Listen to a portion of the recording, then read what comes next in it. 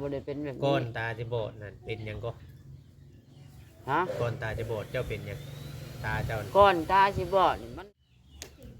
คอยไปขอทานแต่น้อย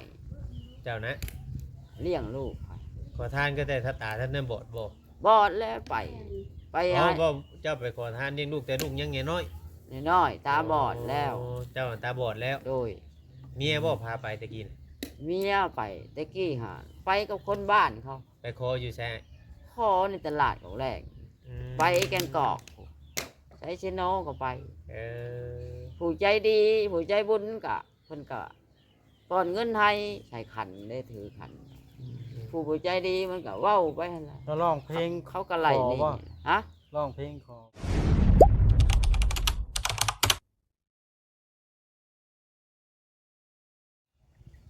โอ้ยพี่น้องเอาขึ้นเปิดภาพขึ้นมานี่เดี๋ยวมาหาไอ้เตี้ยตอนนี้เมียเราก็ได้ป้าเป็นที่เรียบร้อยพี่น้องเลยเราเลยคืนมาอยู่เฮือนมูลพี่น้องเลยอ่าโธ่พี่น้องเลย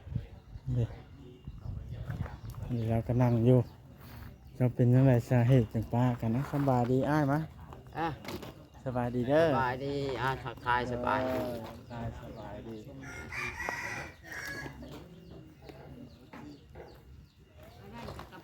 เป็นท้ายชาเนี่ย ผ้ากัน ทำผ้าพ่อป่ะ ผ้าแม่น้องเขาน้อยนี่ตาย น้องตัวนี้ ลา ตาย อ่ะสัมภาษณ์แล้วเบาเวียงข่อยบ่ได้ฮู้เรื่องเลยนี่เราเป็นอะไรเมียคือป้าสัม เดี๋ย ภาว ษณ์ ก็ ได้บ่ ปิดไมค์แล้วก็เด้อเอาขออนุญาตปิดไมค์ให้ โด เจ้าย โดย เบิ่งใส่ไม้คือยังปะ ใส่ไหม ใช่ก็ได้นะบ่จ่อยมันบ่ได้ลมนี่ พดก็แวน เอาแล้วแต่เจ้าแหละมันเป็นหยัง ล ด อ อง ก ลองเปิดเบิ่งดูข่อยก็อยากเบิ่งคือกัน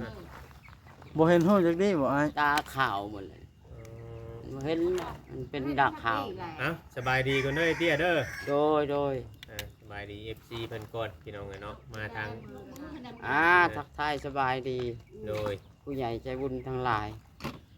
จาน เนี่ย เตี้ย ไม้เนี่ยนะ จานเตี้ยคนเก่านี่แหละตะกี้อยู่บ้านพะรอบ โดย ป้าลูกเมียป้าจูงมาแหละก็มาอยู่บ้านเกิดเมืองนอนนี่แหละ อยู่น้ำแม่ก็ร้านน้อยผู้หนึง ผัวเฒ่าเรียกคนตาบอด โดนเติบแล้วบ่ให้เพิ่นปะเดิกลากับ ป้า เพิ่น แต่เดือน8ปีกาย เดือน8ปีกายนี่ โดย โอ้ปีเป็นปีได้นี่เนาะ โดย โอ้เป็นปีได้แหละพี่น้องเนาะ แล้วพอสิเล่าได้บ่ป้ากันด้วยสาเหตุใดนะ เรื่องราว โอ้ เนาะ ยมันบกุ้มบหุ่มกันนี่แหละเนาะมันบกุ้มบหุ่มกันนี่แหละ โอ้ เข้ากับบุมีกินมันก็ทรมานแหละเงินใช้กับบุมีคือพวกเจ้าเห็นแต่เก่า เพิ่นค้านไปขอข้าวมาช่วยเจ้ากินบ่ ไปคอน้ำกันนี่แหละตะกี้ก็ได้ไปหาหันกระตอกกระตาแรกนี่นะมันบ่รอด ก็เลย เขามาส่งเขา ข้าว มา ส่งนะเนาะ เขาจูงมาส่ง เอาลงก็ได้มือหน่อยเอาลงก็ได้ยันว่าเจ้า เมื่อยเนาะ มันเจี จู ย งมาส่งเลยก็มาแล้วคือพวกเจ้าเห็นคอยตะกี้ฮะแล้ว นั่งเห็ดกระตอกกระตาก็ทรมานมันบ่มีแหละจำเป็นเห็ดไปนี่แหละอันน่ะ เนี่ย มือยางบ่บรรพชาลูกชาวโอเพิ่นบ่ บ่บ่แม่นบ้านเพิ่นเนี่ยโดย ทุกคุณข้ามคุณ อันนี้เขาอยากป้าเขาคอยกระหู้อยู่แล้วเขาบ่เห็นหงเนาะ อ๋อ เขาก็จูงมาส่งแม่ เอาจุงมาส่งอยู่พี่เลย เขาจุงมาชงเขาว่าจากนี้จากไทยหา เขาก็อยาก บ่มี ไปหาเงินหาคำอะไรเขาตัวอะไรคอยกระหู้อยู่ดอกเขาตัว หุ่มแลตาบ่เห็นหุ่มเห็นเหือ คอยกระหู้อยู่แล้วเขาตัว อื ขาด ม อ่ะ คอยก็บ่ได้อยากเว้ายากนะค ลู อย ก หู้ ได้น้ำกันจัก เขา คน ตัว จ้ะ มาลูกเจ้าได้ใช่ ลูกก็อยู่พุ่นแล้ว อยู่น้ำแม่บ่ อยู่น้ำแม่ เราลูกก็บ่ได้ห้ามแม่หันหยังเนาะ ห้ามมันก็บ่ได้แล้ว เด็ก เนาะ น้อยเนาะ เด็กน้อย อืม บ่ได้ ม เอาไว้บ่ได้ดอกลูก อืม มันแม่มันป่าเลยไป ผู้เดียวเนาะลูกอะเนาะ โดย โอ้ นางตี้เด้ โดย ตี้ อืมป้าตั้งแต่เดือนแปดเนาะ โดย โดยเข้าไปเบิ่งสองเทื่อแล้วบ่เห็นคน บ่เห็น เ เลยมาไปมื้อนั้นก็เลยตัดสินใจถามเขาเจ้าว่าโอ้ยเรามือพุ่นแล้ว เมื่อมาอยู่ที่แล้วแต่เดือน8ปีกาย โดยได้ปะแนวปะเนาะเลิกลากันมาอยู่นี่เพื่อนก็เพื่อนเข้า เพื่อนมั่งเพื่อนโม้นพ่อแม่แล้ อ๋ ว อบ้านเกิดเลยเนาะกลับมานี่ โดยบ้านเกิดเมืองนอนเลย กลับมาบ้านเกิดเมืองนอน โดย ไปเข้าห้องน้ำของนายอยู่ใช้สบัน ผู้แลผู้งมเจาะไม้ไปอะไร ไปป่าบ่ เขาได้ห้องน้ำทางไป โอ้นั่นบ่ เนาะไปแล้ว เจาะไป โอ้บางเทื่อก็มีดงอยู่บ่ดงทางไป ผู้แลกายไปคุณทางผู้แล อ๋อ เถื่อไปบดถึกป่องห้องน้ำตำเหล้าเลยก็รัดเหล้าไปโอ้ยทรมาน ไอ้เพื่อนหลังเข้าเจ้านี่ตอนนี้อยู่กันจะค้นไอ้ โอ้ยเขาออกเฮือนหมันเลยได้เขาไปกรุงเทพก็มี นั่นแหละจังหวะน่ะตอนนี้ปัจจุบันนี้อยู่กัน ตอน จะ นี้ ค้น มีแต่นี่แล้วนี่ แม่กับร้านกับผ้าคอยนี่ 3 คน 3 คน อ๋อ อ๋อ แล้วไผเป็นผู้ไปหากินหาอยู่มาสู่ถ้าเจ้ากินแม่กระเท่าเจ้ากระตาบอดแบบนี้ ทั้งวันมันเถื่อก็กินไปนี่แหละเถื่อ โอ้ยน้ำเถื่อนชื่อกินลูกเอ้ย เถื่อก็มีเงินซื้อกิน บ่มีมื้อนี้ยังบ่มีมื้อนี้ เอาบัดนี้หาไผเฮ็ดให้เฮ็ดนะ เห็นให้เห็นนา แม่นเขา ชุม เฮ็ดแต่เขาให้ อ๋อพระเจ้าเฮ็ดแต่พระเจ้าให้ เออเขาให้เขาให้ กินบ่มักสิดานี่สิดาซุกนี่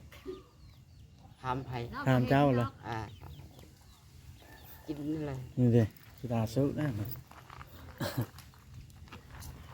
ก็บ่ได้มีเหตุมีผลเด้อบ่ตอนแรกปากันใหม่ แม่น มันกะ ๆเด็กผิดเถียงกันบ่ มันกะมันบ่มีแหละมันอัด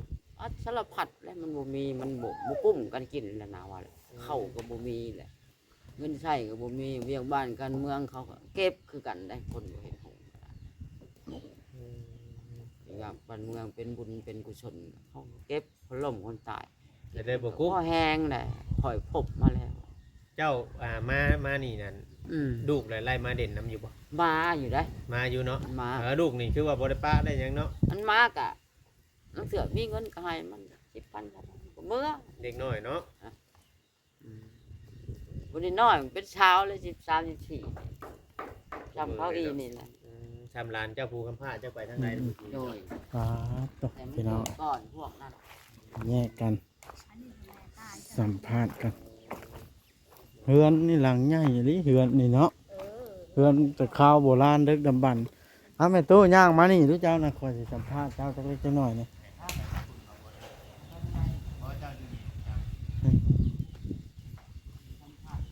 เพราะว่าคอยสิถามเรื่องรายละเอียดนะเมียปลาเราอันนั้นเนาะเรามาอยู่กับแม่เนาะ เนี่ยปะมันอยู่ทั้งผู้ค้านี่แหละ โดยปัจจุบันนี่อยู่กันจะค้นก่อนแม่ตู้ปัจจุบันนี่อยู่กันจะค้นในเฮือนหลังนี่ ชามกับผ้านะแต่นี่กับผู้ตาบอดกับมัน งั้นคำใช่ไผเป็นผู้ โอ้ยเงินคำก็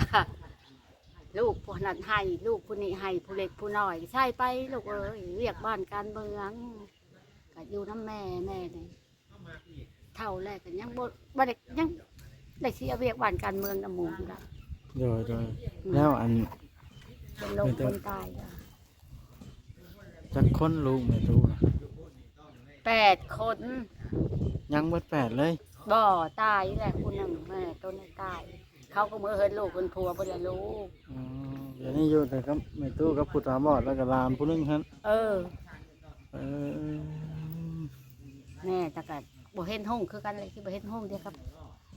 ลูกชายอีกแหละ ลูกชายผู้ตาบอดแล้วบ่เห็นหุ่งเลยอืม อยากไปหาคุดกระปูก็บ่ได้ลูกเอ้ย เจ้านะ แต่อยากไปคุดกระปูก็บ่ได้ ว่า บ่เห็นห้องก็จุกเจิมเจิมแล้ว เท่าแล้วก็สิไป เท่า เนาะ แล้ว แม่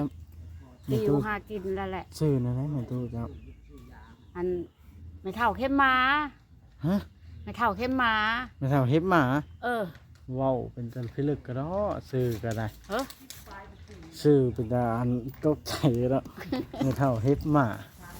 ไม่เท่าเข้มหมา เข้มหมา เข้มหมา โอ้โดยคนละพังคิดอืมแล้วกลางค่ำกลางคืนเพิ่นเข้าห้องน้ำห้องในเพิ่นไปแบบไรลูกเจ้า อันนี้ได้ อ่า จุงไปเลย ไผเป็นผู้จูง แม่จูง เจ้าเป็นผู้จูง จักรลาด มาเลี้ยงลูกซ้ำเฒ่าเนาะ เอ้ยคอยให้กระทองนัดลูกเอ้ยคอย อืม คอยให้คอยจะไม่คอยถูกคอยยากคอยว่าโอ้ยเลี้ยงลูกใหญ่เลยมาหันให้เด็กแล้วเพิ่นขี่เพิ่นเหนียวเขาก็เอาไปทิ้งลูกเอ้ยแต่มันคอยบ่มีบุญคอยมีแต่บาปคอยว่า ต่อแนวอุกอังเนาะ ตาแม่กับผัด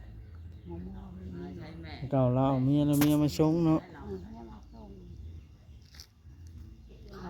บ่กุ้มบ่หุ่มเขาแล้วหาเงินหาคำก็บ่ได้เลยลูกที่อาชัยกินหยังบ่ชักอาชัยกินน้ำลูกน้ำผัวผัดลูกผัวบ่เห็นหงบ่เห็นเฮืองบัดนี้ โดย แต่ก็เอามาชงให้แม่ก็ตัดบ่ขาดและลูกเองเนาะ อืม ก็บ่มีผู้เบิ่งผู้คั่วกับเบิ่งไปนี่เลยคั่วไปช้ำๆตายผัดเขาคอยขึ้นในนั้นได้ลูกเว้ยทำตายก่อนมันก็คอยตายไปแต่มันตายก่อนคอยไปทุอยู่ทำคอยตายก่อนมันเนี่ยมันสิบ่มีผู้เบิ่งหักแม่แรกสิไปก่อนเลยแม่ก็เจิมแล้วเท่าหลายคนมันก็ไปบ่ได้เด้ โดย นั่นก็ผู้ขานแล้ว ลำบากเนาะแม่ตู้เนาะ บากถ้าบอกกับฉันเป็นให้กับบ่มีหน่อยเป็นให้เขาแต่บ้า พาเจ้าเห็นเนาะน่ะ ให้แล้วมันเถื่อนมันกินเถื่อนแม่ก็ให้โดยสร้างเป็นเนาะแม่ตู้เนาะ ข่อยว่าโอ้ยเพียงผัดเลี้ยงลูกแต่ยังน้อยกับพอแห้งกับลูกไงแล้วก็กินได้ลูกได้เมียก็ยังถูกอยู่ข่อยว่ายัง เพิ่นคอยไปสัมภาษณ์ผู้ตาบอดกันเด้อเลยเข้าใจแม่ตู้ ดูแลเว้าง่ายๆเนาะจักปีก็เอากันกับเพิ่น 14 ปี14 ปีพี่น้องเนาะก็คือว่าล้นเติบพอสมควรเนาะ แม่น กันแต่ว่า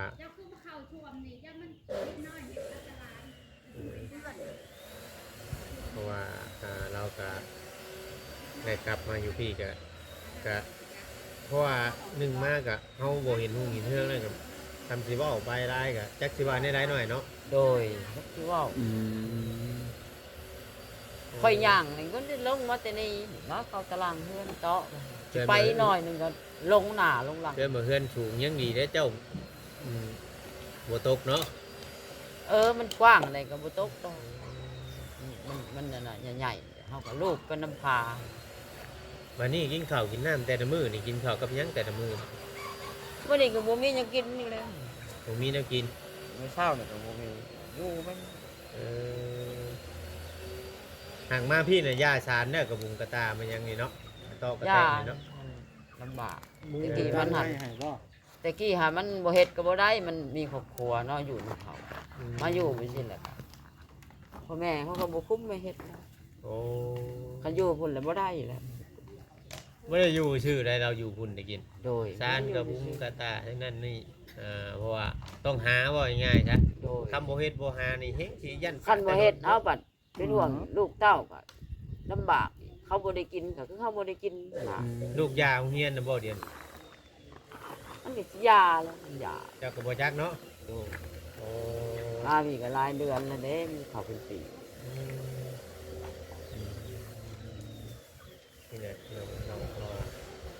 บันปลายของชีวิตมันก็ โดย ต้องได้งูมาอยู่น้ำเมน้ำหยังเพื่อนเขาถ้าว่า ชั่ คว รอบครัวหัวทาบอลเนาะ โดย แม่นแล้ว บ่มันคง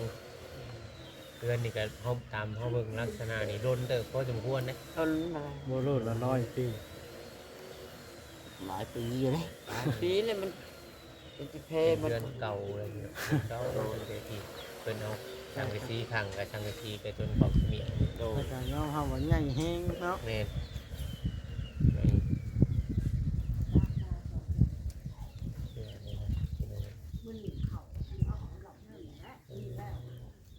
สิกินข้าวกับยังบ่ได้ แล้วก็เลยยังบ่ทัน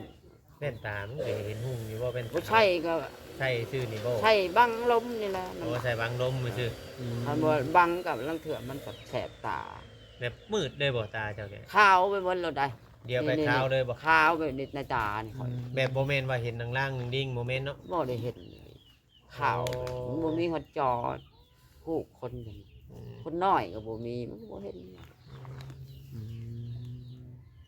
ตอนนี้น่ะอยู่กัน3คนเพื่อนดังนี้นะ โดย3คน โอ้บัดลานเนี่ยยังเข้าเฮียนอยู่บ่ผู้คนจิต อ๋อมันบ่ออกแล้ว ออกแล้ว อ่ะ อืมบ่อาศัยไร่ใส่ลานนี่แหล้วเนาะ พอได้หนึ่งเข้า เพราะว่าแม่ใหญ่ก็เฒ่าแล้ว โดย จักสิว่าแน่ไร มีแต่คนเฒ่ามาห่วมคน มาอยู่นํกันเนาะจักสิว่านั่นนี่ ตักแนวเว้าร ถเห็นแบ ได้ บ คิ นี้ ด เนาะ โทษอยู่บ่ในชีวิตตัวเองอ่ะ ฮะ คิดโทษอยู่บ่ ขึ้นนั่นแหละอุ๊บมาแล้วหลังมื้อก็นอนบ่ได้หลับ น้องไม่ค่อยรับบ่ โดย โอ้ ขึ้นห่วงแต่ลูกนั่นแหละ ห่วงลูก ว้าวบ่อยากแยกครอบครัวก็มันจำเป็น บ่อยากแยกแต่จำเป็นต้องได้จากเนาะ โดย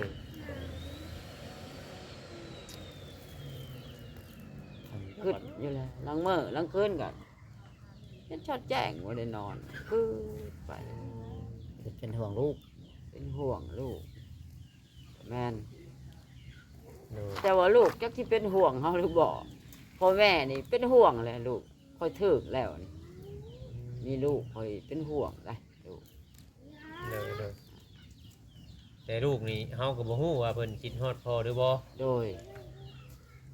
ลูกว่ามีลูกก็ซ้ำหัวใจเขาแล้วเนาะขึ้นอยู่น้ำลูกชุดอยู่น้ำลูก อืม เป็นห่วงคอยลูกคอยไปขอทานแต่น้อย เจ้านะ ๆเลี้ยงลูกข้อย ขอทานก็แต่ถ้าตาท่านนั้นบอดบ่ บอดแล้วไป ไป อ๋อ ให้ บ่เจ้าไปขอทานเลี้ยงลูกแต่ลูกยังน้อย น้อยๆตาบอดแล้ว โเจ้าตาบอดแล้ว โดย เมียบ่พาไปตะกี้น่ะ เมียไปตะกี้หาไปกับคนบ้านเขา ไปขออยู่แซ่ ขอในตลาดของแรก อืม ไปแกงกอกใช้เชโนก็ไป เออ ผู้ใจดีผู้ใจบุญกะเพิ่นกะป้อนเงินให้ใส่ขันได้ถือขัน ผู้ใจดีมันก็เว้าไปหั่นล่ะ แล้วร้องเพลง เขาก็ไล่นี่ ขอบ่ ฮะ ร้องเพลงขอพร้อมบ่ เว้าไปนี่แหละ อืม เล่าไปนี่แหละเขาทานให้แล้วก็เว้าไปแล้ว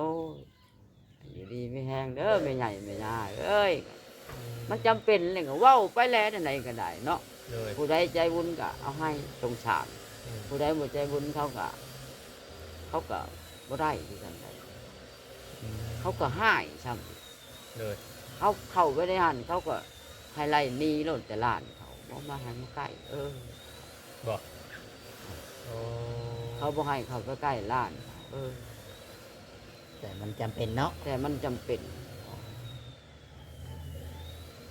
บ่ขออนุญาตนำสมมุติว่าเป็นตรงค่ำตรงคืนนี่เจ้างุ้มลงมาก็สิถึกบ่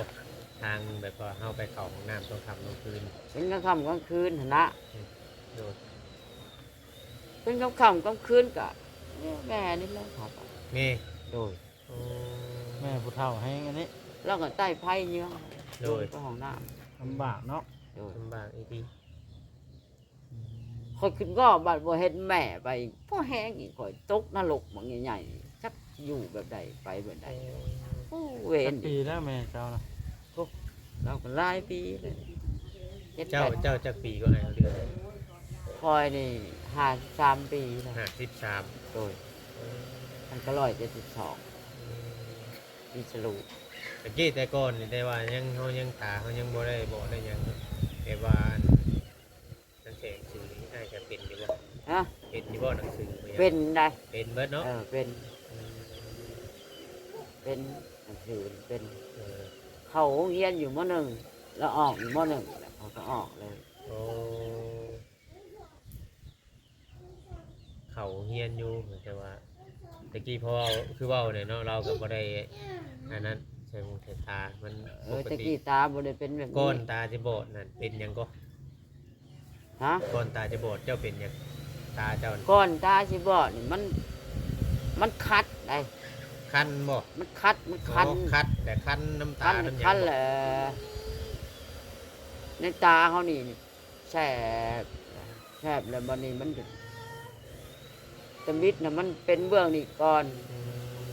มันดับเบื้องนี่เลยมันดับอีกเบื้องนี่เลยไปบ่ได้เลย ไปตาเดียวจะดับอีกเบื้องที่สองเลยหมดเลยไปบ่ได้ ไปอยุไปหาหมอไปโรคกันเนาะ ไปแหละเขาเอาบ่ได้ เอาบ่ได้ โดย เพิ่นว่าเป็นหยังสาเหตุ กรรมพันธุ์ กรรมพันธุ์ โดย มันแม่คือยังตาชัยได้จ้ะผู้เฒ่ากว่าเนาะมา เอา ฟัง เรา กัน ก็ยังใช้ได้อยู่คอยนี่บ่ได้